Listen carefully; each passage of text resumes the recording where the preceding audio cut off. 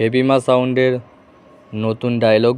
এটা হচ্ছে হরিণা মাঠপাড়া মুর্শিদাবাদের খেপিমা সাউন্ড নতুন হয়েছে।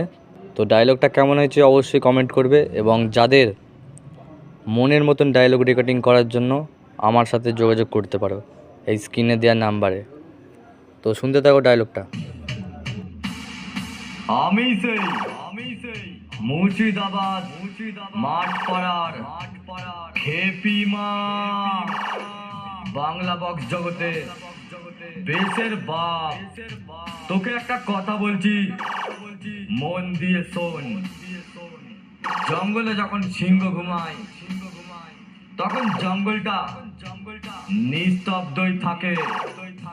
তাই বলছি খেপিমা সাউন্ড যতক্ষণ না নর্মাল বাজাচ্ছে, একটু টুইটায় বেসের গতি দেখিয়ে পাবলিকের মন জয় করে নে।